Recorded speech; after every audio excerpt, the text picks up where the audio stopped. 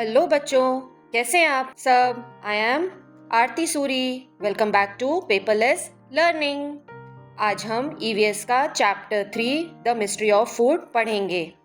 इससे पहले अगर आपने मेरे चैनल को सब्सक्राइब नहीं किया हो तो सब्सक्राइब कर लें और बेल आइकन दबाना ना भूलें ताकि आपको मेरे वीडियोस की नोटिफिकेशन सबसे पहले आए। तो आइए शुरू करते हैं chapter 3 the mystery of food. अब इसमें ये मिस्ट्री वर्ड आया है। अब मिस्ट्री का क्या मतलब है? मिस्ट्री मीन्स रहस्य, कोई ऐसी चीज जो नहीं पता हो सबको। तो मिस्ट्री ऑफ फूड मतलब खाने का रहस्य। अब खाने का रहस्य क्या है? खाना तो सब खाते हैं, उसमें क्या रहस्य है? आपने देखा होगा जब आप खाना खाते हैं और खाना बच जाता है तो मम्मी उसको फ्रिज में रखती है। क्यों रखती है? बाहर क्यों नहीं रखती? कुछ चीजें फ्रिज में रखती है, कुछ चीजें बाहर रख देती है। या कभी आपने देखा हो कि आपने कोई चीज छोड़ दी हो और वो कहीं पड़ी रह गई हो, तो आपने देखा होगा कि वो चीजें खराब हो जाती हैं, स्मेल आने लगती है या फिर उसमें कुछ वाइट स्पॉट्स आ जाते हैं। तो ऐसा क्यों होता है? खाना हमारा खराब क्यों होता है? और कुछ खाना जो है वो एक दिन में खराब हो जाता है, कुछ खाना जो है कुछ घंटों में खराब हो जाता है और कुछ खाना महीनों तक खराब नहीं होता। ऐसा क्यों होता है? ये एक बहुत बड़ी मिस्ट्री है जो हम इस चैप्टर में पढ़ेंगे। तो सबसे पहले हम पढ़ेंगे food spoilage.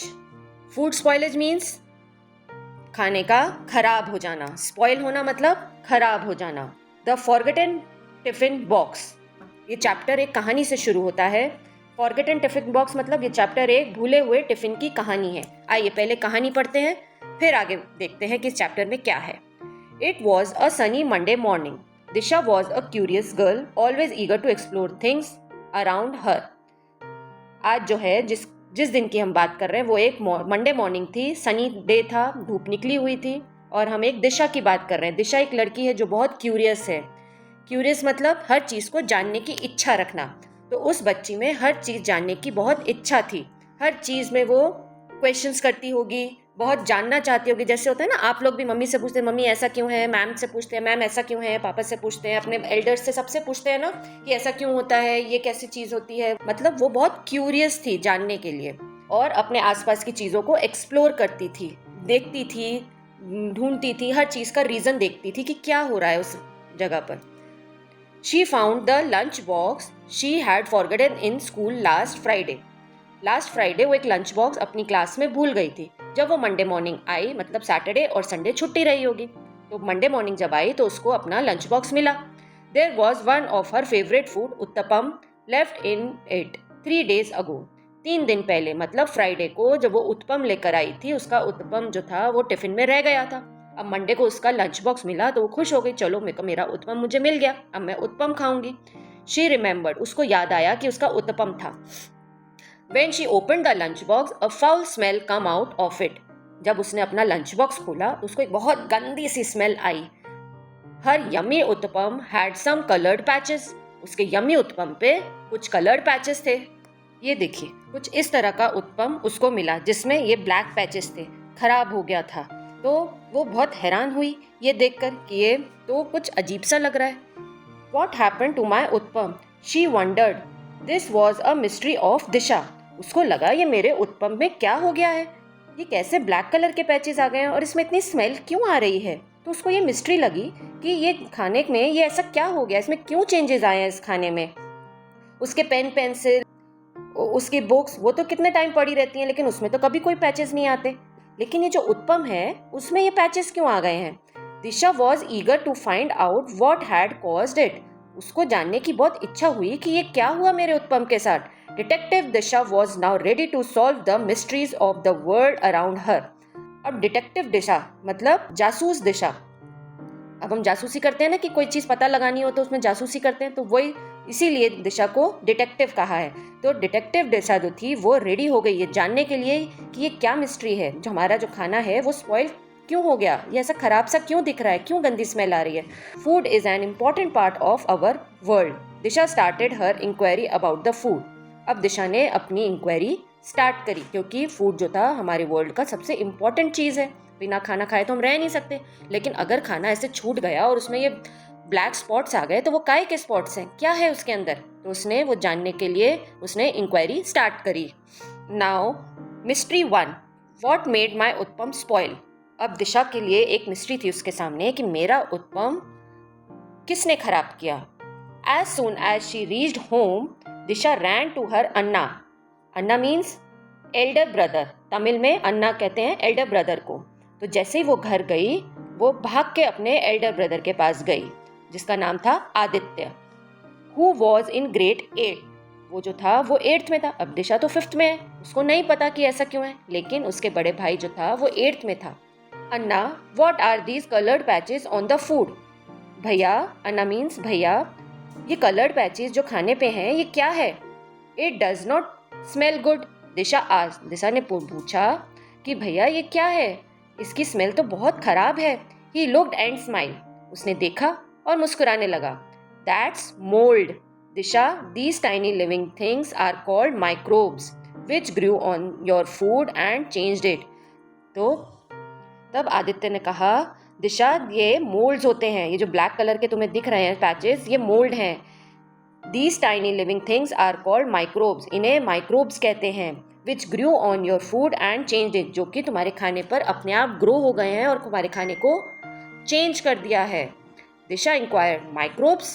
Are they like little lice? Microbes क्या होते हैं? क्या ये जुओं के जैसे होते हैं? लाइस मतलब जू, जो हमारे सिर में बालों में हो जाती है ना जू, तो उस जुओं के जैसे होते हैं. Even smaller, said अन्ना. अन्ना ने कहा कि नहीं, उससे भी बहुत छोटे होते हैं. So tiny you need an instrument called a microscope to see them. वो इतने छोटे होते हैं कि हमें अपनी आंखों से नहीं दिखते हैं, हमें उसको माइक्रोस्कोप से देखना होता है.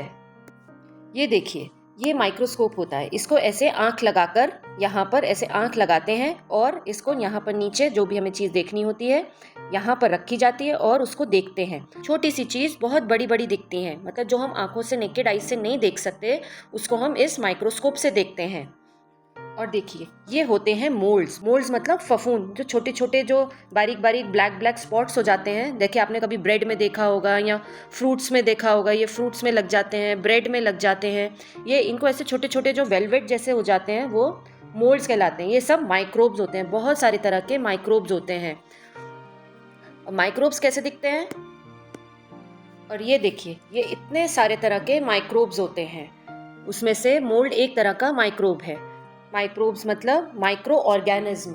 माइक्रो ऑर्गेनिज्म मीन्स वो लिविंग बीइंग जो हम आंखों से नहीं देख सकते. वो इतने छोटे होते हैं जिसे हम अपनी आंखों से नहीं देख पाते, और वो किसी चीज़ में लग जाते हैं तो वो चीज़ खराब कर देते हैं. उसमें गंदी स्मेल आने लगती है, क्योंकि इन माइक्रोब्स की अपनी स्मेल होती है. जब वो बहुत क्वांटिटी में हो जाते हैं तो हमें बहुत गंदी स्मेल आती है. अब आप कहेंगे, मैम कि माइक्रोब्स तो दिखते नहीं है, तो फिर हमें ये मोल्ड्स क्यों दिख रहे हैं, ब्लैक पैचेस क्यों दिख रहे हैं? क्योंकि यहाँ पर millions and trillions of microbes इकट्ठे हो गए हैं, जिसकी वजह से आपको वो कलर दिखने लगा है, स्मेल आ रही है. लेकिन अगर आप एक माइक्रोब देखना चाहेंगे तो वो आपको एक माइक्रोब नहीं दिखेगा. उसके लिए आपको टेलीस्कोप की ज़रूरत पड़ेगी. Some microbes help us in making curd and digesting our food. लेकिन कुछ माइक्रोब्स ऐसे भी होते हैं जो हमारे लिए अच्छे होते हैं. जैसे हमारे लिए गुड बैक्टीरिया जिसे हम कहते हैं. एक बैड बैक्टीरियाज होते हैं जो कि हमारे खाने को ख़राब करते हैं या हमारी बॉडी में अगर आ जाएं तो हमें बीमार कर देते हैं. लेकिन कुछ गुड बैक्टीरियाज होते हैं जो हमारे खाने को अच्छा करते हैं और हमारी गट हेल्थ मतलब हमारे डाइजेशन को अच्छा रखते हैं. तो कुछ माइक्रोब्स जो हैं वो अच्छे भी होते हैं. Some microbes help us in making curd. Curd जो है वो माइक्रोब्स की वजह से बनता है, क्योंकि कर्ड में ऐसे माइक्रोब्स होते हैं जो कि दूध को जमा देते हैं, और वो जब हमारे पेट में जाते हैं, क्योंकि वो गुड बैक्टीरियाज हैं, जो वो हमारे पेट में जाते हैं तो हमारे खाने को डाइजेस्ट करने में हेल्प करते हैं. They also change the taste and smell of the uttapam. और जो गंदे बैक्टीरियाज थे, बैड बैक्टीरियाज जो मोल्ड थे, उन्होंने खाने को, उत्तपम को, टेस्ट को चेंज कर दिया. And other food items also. और दूसरे फूड आइटम्स को भी वो ख़राब कर देते हैं. उनमें स्मेल आ जाती है और उनको कलर उनका चेंज हो जाता है. We can see this mould as it is made up of a colony of thousands of microbes. इसमें आप देखो कि एक माइक्रोब जो है वो ऐसे दिखता नहीं है, लेकिन जब उसकी कॉलोनी हो जाती है, थाउजेंड्स ऑफ माइक्रोब्स एक साथ आ जाते हैं, बिल्डअप हो जाते हैं खाने पर, तो वो खाना धीरे धीरे सड़ाने लगते हैं और उसमें से स्मेल आने लगती है. दिशा's eyes lit up with curiosity. She quickly noted it down in her notebook. दिशा की आईज जो थी वो क्यूरियोसिटी से एकदम बड़ी हो गई, ऊंची हो गई. आंखें, जैसे कहते हैं ना, आंखें फाड़ के देखना, कि एकदम से आंखें उसने बड़ी कर ली. शी क्विकली नोटेड, उसने सारी जो चीज़ें थी जो उसके भाई ने अन्ना ने बताई थी वो सारी चीज़ें उसने अपनी एक नोटबुक में नोट कर ली कि माइक्रोब्स क्या होते हैं, मोल्ड्स क्या होते हैं, वो कैसे खाने को ख़राब करते हैं। तो उसने क्या देखा, फाइंडिंग वन क्या थी, microbes found in soil, water and air around us. Microbes जो है वो हर जगह हमें मिलते हैं, चाहे वो सॉइल में हो, वाटर में हो, एयर में हो, हमारे आसपास जितनी चीज़ें हैं सबके ऊपर माइक्रोब्स होते हैं, in plant, animal and inside us. और प्लांट एनिमल्स के साथ साथ हमारे अंदर भी माइक्रोब्स होते हैं। मैंने अभी आपको बताया था ना कि कुछ गुड बैक्टीरियाज होते हैं, कुछ बैड बैक्टीरियाज होते हैं। हमारे अंदर दोनों तरह के बैक्टीरियाज होते हैं। अगर हम खराब खाना खाएंगे, जंक फूड खाएंगे, तो हमारे अंदर बैड बैक्टीरियाज ज़्यादा होने लगेंगे। लेकिन अगर हम वही घर का खाना, अच्छा खाना खाएंगे, हेल्दी खाना खाएंगे, तो हमारे अंदर गुड बैक्टीरियाज ज़्यादा हो जाएंगे। अगर गुड बैक्टीरिया ज़्यादा होंगे तो हमारी हेल्थ अच्छी रहेगी, और अगर बैड बैक्टीरिया ज़्यादा होंगे तो हमारी हेल्थ को वो खराब करते हैं। Think, have you ever had an upset stomach? कभी आपने देखा है कि आपका पेट खराब हो जाता है, पेट में दर्द होता है, वॉमिटिंग की सेंसेशन होती है? Do you know that could have caused it? आपको पता है कि ये सब चीज़ें क्यों होती है? What could happen if spoiled food is eaten by mistake? क्या होगा अगर हम खराब खाना या ऐसा फंगस वाला खाना या मोल्ड्स वाला खाना या जिसमें स्मेल आ रही हो वो वाला खाना अगर हम खा लें तो? If yes, what did you do to tell get well? क्या होगा? तो हम बीमार पड़ जाएंगे। अगर हम ऐसा खाना खाएंगे तो हम बीमार पड़ जाएंगे। हम बीमार कैसे पड़ेंगे? वो सारे बैड बैक्टीरियाज जो हैं, या जितने मोल्ड्स हैं, या जितने फंगस, वायरस, जितनी चीज़ें, वो हमारे पेट में जाएंगी और हमारा पेट अपसेट हो जाएगा, और इससे हमें वॉमिटिंग की सेंसेशन होती है, पेट में दर्द होने लगता है, कभी कभी बहुत ज़्यादा हो जाए तो बुखार भी आ जाता है, या जिसे कहते हैं ना फूड पॉइजनिंग हो जाती है। हमारा पेट खराब होता है, खाने की वजह से पेट खराब हो तो लूज मोशंस लग जाते हैं, फूड पॉइजनिंग हो जाती है। ये सब हमारे खराब खाने की वजह से होता है। और अगर ऐसा हो जाए तो हमें क्या करना चाहिए? If yes, what did you do to get well? जब भी हमारा पेट खराब होता है या लूज मोशन होते हैं तब मम्मी कहती है ना, कर्ड खाओ, हल्का खाना खाओ। कर्ड क्यों खानी चाहिए? क्योंकि उसमें गुड बैक्टीरियाज हैं। अब जब आप गुड बैक्टीरियाज अपने पेट में डालते हैं तो वो बैड बैक्टीरिया से फाइट करते हैं और बैड बैक्टीरिया को ख़त्म करते हैं, जिससे आपका स्टमक जो अपसेट हुआ है, ख़राब हुआ है, वो ठीक हो जाता है। कभी कभी बहुत ज़्यादा हो जाता है तो फिर हमें मेडिसिन भी खानी पड़ती हैं। और अगर थोड़ा बहुत हुआ है तो हमारा कर्ड से या हल्का हल्का खाना खाने से, खिचड़ी, दलिया, ऐसी चीज़ें खाने से हमारा पेट ठीक हो जाता है। अब मिस्ट्री 2, अब सेकेंड मिस्ट्री क्या है? Why do some food spoil faster? कुछ फूड जो हैं बहुत जल्दी खराब हो जाते हैं, कुछ फूड जो है बहुत टाइम तक रहते हैं। अब ऐसा क्यों होता है? ये है सेकेंड मिस्ट्री जो कि दिशा के दिमाग में आई। That afternoon Disha noticed a slice of bread that she had left on the balcony for a cat that did not come for 2 days.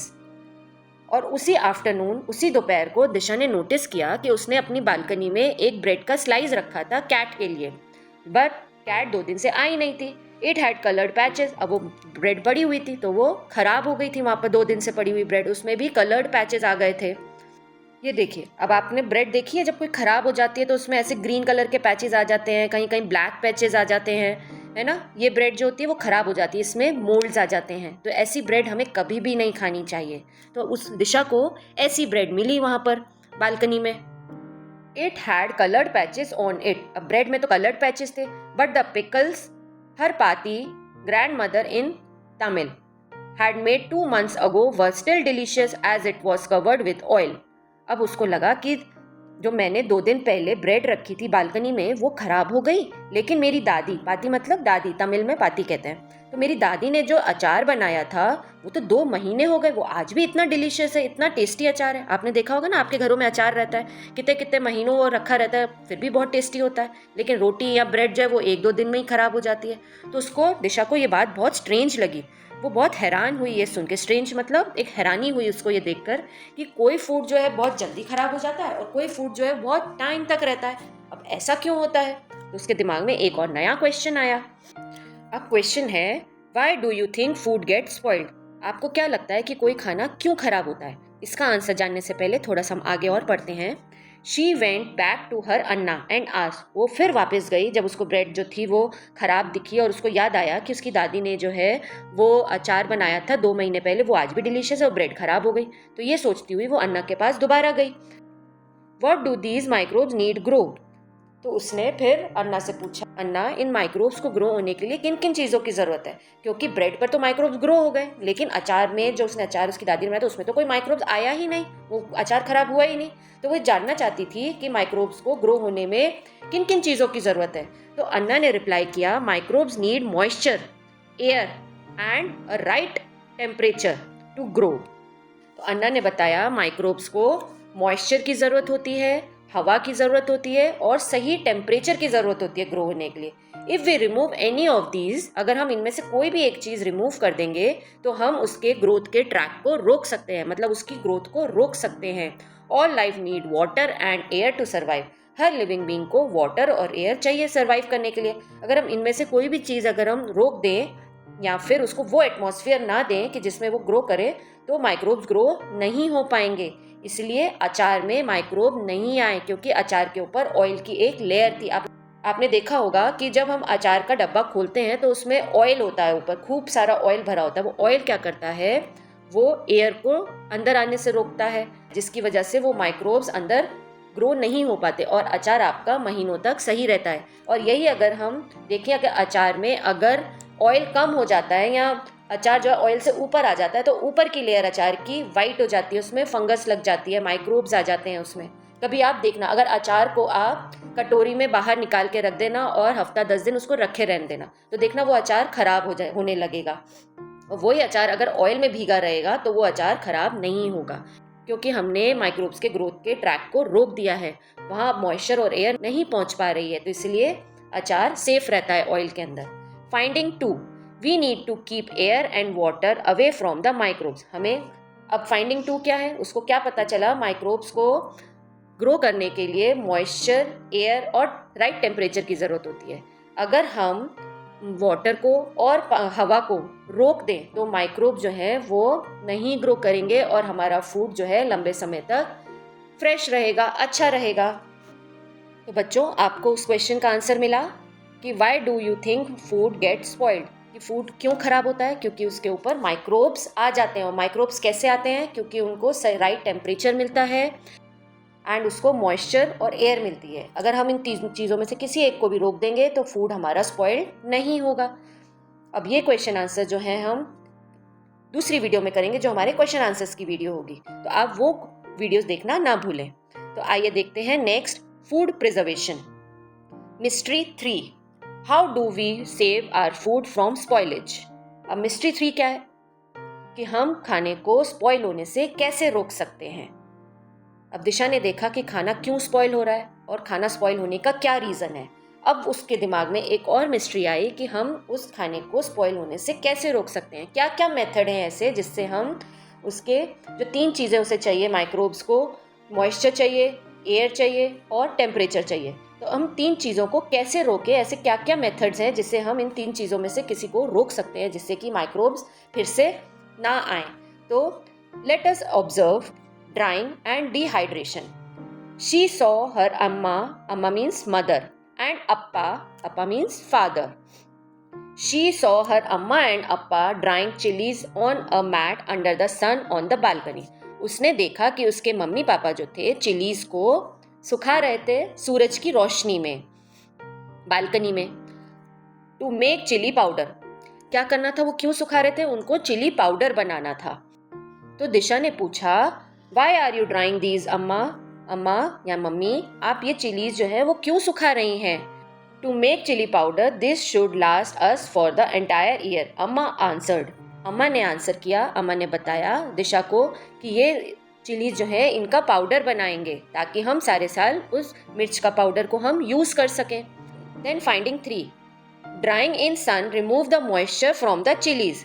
तब दिशा को समझ में आया कि कोई चीज़ अगर हम सन में सुखाते हैं तो उससे उस चीज़ का मॉइस्चर जो है वो सूख जाता है। जब हम वाटर को ज़्यादा हीट करते हैं तो वो इवेपोरेट हो जाता है। इसी तरह जब हम चिलीज़ को सन में रखते हैं तो चिलीज़ के अंदर जितना भी मॉइस्चर होता है वो इवेपोरेट हो जाता है। अब मॉइस्चर नहीं मिलेगा माइक्रोब्स को तो माइक्रोब जो है वो नहीं उग पाएंगे। Without moisture microbe can not grow, बिना मॉइस्चर के माइक्रोब्स कभी भी उग नहीं पाते हैं। तो चिलीज को अगर हम सनलाइट में रखेंगे तो उसका मॉइस्चर उड़ जाएगा और चिलीज खराब नहीं होंगी। Then write the question, what other things are dried so that they remain unspoiled throughout the year. ऐसी कौन कौन सी चीजें हैं जिसको हम अगर ड्राई करें तो वो स्पॉइल नहीं होती, पूरा साल वो वैसे ही रहती हैं। सो द आंसर इज, ऐसी बहुत सारी चीज़ें हैं जिनको अगर हम ड्राई करें तो वो सारा साल रहती हैं। जैसे ग्रेन्स में आप वीट है, राइस है, मेज़ है, इनको अगर धूप में सुखा दें, आटे के लिए जो है मम्मी अगर किसी के घर में आटा पिसता है तो गेहूं को धूप में सुखाया जाता है पहले, राइस को धूप में अगर सुखा दें तो या फिर पल्सेस हैं, बीन्स हैं, दालें हैं, इनको अगर हम धूप में अच्छे से सुखा दें, कोई मॉइस्चर ना रहे, तो ये भी ख़राब नहीं होती है, सालों साल तक अच्छी रहती हैं। स्पाइसेस हैं, जैसे रेड चिली है, टर्मरिक है, हल्दी जैसे कहते हैं, हल्दी है, धनिया है, ज़ीरा है, इन सब चीज़ों को भी अगर हम धूप में सुखाएं तो वो भी ख़राब नहीं होती है।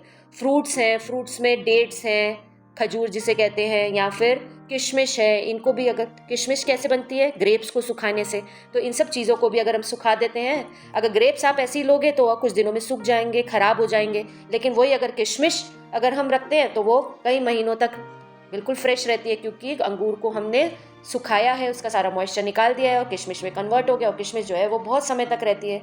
इसी तरह वेजिटेबल्स हैं, जैसे अनियन है, अनियन अगर गीला रहेगा तो हफ्ते भर में ख़राब हो जाएगा, लेकिन अगर वो सूखा होगा तो वो महीनों तक वैसा का वैसा ही रहता है, बहुत फ्रेश रहता है। इसी तरह बहुत सारी ऐसी चीज़ें हैं जिसको अगर हम सुखा देते हैं तो वो फ्रेश रहती हैं, ख़राब नहीं होती हैं। Activity 1, what item can be made from mangoes to enjoy them for longer duration? Write their name in the space given below. अब इसका आंसर तो आप लोग जानते ही हैं, मैंगो की तो बहुत सारी चीज़ें बनती हैं जिसको आप बहुत लंबे समय तक खाते हैं। जैसे आम का अचार है, अचार आप लोग खाते हैं, या जैम है, जेली है, या फिर आम पापड़ होता है, आम पापड़ खाते हैं ना, मीठा मीठा होता है आम पापड़, या फिर मैंगो का स्क्वैश हम महीनों तक हम रख सकते हैं, जिसको आप पानी में घोल के पीते हैं। मैंगो की चटनी है, चटनी को हम बहुत टाइम तक रख सकते हैं। मैंगो जूस है, मैंगो जूस में प्रिजर्वेटिव्स डालते हैं, प्रिजर्वेटिव्स के बारे में भी अभी हम बात करेंगे। पैकेट में जो जूस आते हैं वो है मैंगो स्लाइस के पाउडर, मतलब अमचूर जिसे खटाई कहते हैं, जो कि मम्मी यूज़ करती है। आप मम्मी से पूछना मैंगो की खटाई जो होती है वो क्या होती है, अमचूर क्या होता है। तो ऐसी बहुत सारी चीज़ें हैं जो हम मैंगो से बनाते हैं और बहुत लंबे समय तक हम रख सकते हैं। Now next is activity 2, take a tomato and cut it in slice. Put the slice of tomato on a tray and place it on the window where the sunlight come through. Third, what changes did you observe in the fruit? Can you think of a way to preserve items like tomato? So the answer is, क्या होगा अगर हम tomato को रखेंगे धूप में, तो उसका जो जूस है वो सूख जाएगा और वो श्रिंक कर जाएंगे, वो पतले हो जाएंगे। आपने अगर मोटे मोटे स्लाइस काटे हैं तो वो थोड़े से पतले हो जाएंगे, और क्या होगा, वो थोड़ा सा सॉफ्ट होने की जगह, जूसी होने की जगह थोड़ा सा वो हार्ड हो जाएगा, टफ हो जाएगा, मतलब थोड़ा सूखा सूखा सा हो जाएगा। उसका थोड़ा कलर भी चेंज हो जाएगा, जो ब्राइट रेड टोमेटो का कलर है वो थोड़ा सा डार्क हो जाएगा, ब्राउनिश हो जाएगा। उसमें मोल्ड्स तो नहीं आएंगे, लेकिन वो थोड़ा ड्राई अप हो जाएगा, जिससे कि हम उसको लंबे समय तक प्रिजर्व कर सकते हैं। इसे कहते हैं ड्राइंग। किसी भी चीज़ को ड्राई करके हम उसको प्रिजर्व कर सकते हैं। जैसे कि आपने देखा था कि दिशा की मम्मी ने चिलीज़ को ड्राई किया था, तो वो ड्राइंग कहलाती है। हम टोमेटो को भी ड्राई करके उसको यूज़ कर सकते हैं। ये देखिए, ये आपको ड्राई टोमेटो स्लाइसेस दिख रहे हैं, ये कुछ इस तरह से दिखेंगे। जब देखिए इसका पानी सूख गया है, थोड़े टफ से हो गए हैं, टाइट हो गए हैं, उतना सॉफ्टनेस नहीं रही है, और कलर थोड़ा सा डार्क हो गया है। इसको हम जार में अगर रख दें तो क्या होगा, मॉइस्चर चला गया, और हमने एयर टाइट जार में रख दिया तो इसमें एयर भी नहीं जा पाएगी। तो ये हम टोमेटो जो हैं वो बहुत लंबे समय तक यूज़ कर सकते हैं, इसमें मोल्ड्स नहीं आएंगे। तो ये ड्राइंग होती है। Now let us observe pickling and oiling. In kitchen her पाती was pouring mustard oil into a jar of pickled green mangoes. But why is oil added to the pickle? Disha asked eagerly. अब उसने देखा कि kitchen में उसकी जो दादी थी वो मस्टर्ड ऑयल, सरसों का तेल जार में डाल रही थी। किस में डाल रही थी इस मस्टर्ड ऑयल? वो डाल रही थी एक ग्रीन मैंगो के पिकल में। But why is oil added to the pickle? मगर ऑयल क्यों डाल रही थी? दिशा ने अपनी दादी से पूछा। मैंने भी आपको बताया था ना ऑयल क्यों डाला जाता है, तो दादी ने बताया oil stops air from getting in. Oil जो है वो एयर को अंदर जाने से रोक देती है, जिससे कि पिकल जो है वो सेफ रहता है। अब एयर नहीं जाएगी तो माइक्रोब्स नहीं ग्रो कर पाएंगे, क्योंकि माइक्रोब्स को ग्रो होने के लिए 3 चीज़ों की ज़रूरत होती है, सही टेम्परेचर की, एयर की और मॉइस्चर की। उसमें से अगर हम एयर रोक दें तो माइक्रोब्स नहीं उग पाते। तो ये भी एक तरीका है किसी फूड को प्रिजर्व करने का, कि अगर हम उसमें ज़्यादा ऑयल डाल के रखें। Finding 4, oil keeps out air and stop the growth of microbes. Fourth finding क्या थी कि ऑयल जो है वो एयर को स्टॉप करते हैं, जिससे कि माइक्रोब्स नहीं उग पाते। Discuss what would happen to this pickle if no oil had been added. अगर हम ऑयल नहीं ऐड करेंगे तो पिकल का क्या होगा? आपको पता ही है पिकल का क्या होगा। अगर हम ऑयल ऐड नहीं करेंगे तो उसमें एयर चली जाएगी, और एयर के जाते ही कुछ दिन में पिकल खराब हो जाएगा, क्योंकि उसके अंदर मोल्ड्स या फिर माइक्रोब्स पैदा हो जाएंगे और पिकल जो है वो सड़ने लगेगा। व्हाइट कलर का उसमें फफूंद आ जाती है, ब्राउन फफूंद आ जाती है। ये देखिए, ये अचार के ऊपर जो है वो मोल्ड्स आ गए हैं, फफूंद लग गई है। यही अगर हम ऑयल नहीं डालेंगे तो इसी तरह से पूरा अचार खराब हो जाएगा आपका। और अगर हम अचार में ऑयल कम डालते हैं तो भी अचार खराब हो जाता है, क्योंकि ऊपर वाली लेयर जो अचार की है, जो ऑयल में नहीं डूबी हुई, उसमें एयर लग रही है, एयर आ रही है, और एयर जो है वो मोल्ड्स को पैदा करती है, माइक्रोब्स को पैदा करती है। तो इसलिए अचार को ऑयल से पूरा ढका होना बहुत ज़रूरी है। Now next is late us observe refrigeration and freezing. The next morning Disha open the fridge. Milk, vegetable, butter and a cake were stored inside. अब उसने नेक्स्ट मॉर्निंग जब फ्रिज खोला तो उसने देखा फ्रिज के अंदर दूध रखा था, वेजिटेबल्स रखी थी, बटर रखा था, केक रखा था। Fridge make the temperature too cold for microbes to grow. Appa explain. तो अप्पा ने, उनके फादर ने बताया कि फ्रिज में चीज़ें क्यों नहीं खराब होती, क्योंकि फ्रिज में टेम्परेचर बहुत ज़्यादा कोल्ड होता है, बहुत ज़्यादा ठंडा होता है। बहुत ज़्यादा ठंडे टेम्परेचर में भी माइक्रोब जो हैं वो ग्रो नहीं कर पाते। इसलिए अगर हम कोई चीज़ फ्रिज में रख देते हैं तो वो लंबे समय तक प्रिजर्व रहती है। आपने देखा होगा कोई सब्ज़ी अगर हम बाहर रखें और पूरा दिन बाहर रखी रहे तो हम रात तक देखते हैं उसमें स्मेल आने लगती है, लेस आ जाती है। लेकिन वही सब्ज़ी अगर हम फ्रिज के अंदर रखते हैं तो अगले दिन भी वो वैसी ही फ्रेश होती है, जिसे आप गर्म करके खा लेते हैं कई बार, है ना।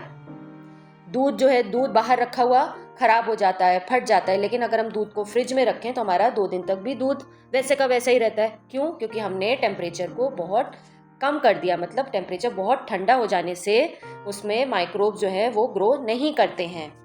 So next finding is cold temperature slow down microbes. Cold temperature जो है माइक्रोब्स को स्लो डाउन कर देता है। ऐसा नहीं है कि फ्रिज में इतने सालों तक रखे रहोगे तो कोई चीज़ खराब नहीं होगी, फ्रिज में भी चीज़ें खराब होती हैं, लेकिन उसका जो टाइमिंग्स हैं माइक्रोब्स के ग्रो होने की वो धीरे हो जाती हैं। मतलब कोई चीज़ अगर आपकी 2 दिन में ख़राब होनी है तो उसको हफ्ता लगेगा ख़राब होने में, मतलब उसका टाइम बढ़ जाता है माइक्रोब्स के पैदा होने का। तो खाने को ख़राब होने से हम डिले कर सकते हैं। जैसे हमें अगर कोई चीज़ हमारी बच गई है, हमें कल खानी है, ख़राब ना हो जाए, तो कल तक हम उसको फ्रिज में रख के सेव कर सकते हैं। लेकिन ऐसा नहीं है कि हमने फ्रिज में रखा और हफ्ते 10 दिन के बाद निकाला तो भी चीज़ जो है वो उतनी ही फ्रेश रहेगी, तब तो वो चीज़ ख़राब हो जाएगी। लेकिन थोड़े समय के लिए हम उसको प्रिजर्व कर सकते हैं फ्रिज में। Do you know matka as a cooler? We use clay pot matkas to keep water cool. हम मटके को पानी ठंडा करने के लिए यूज करते हैं।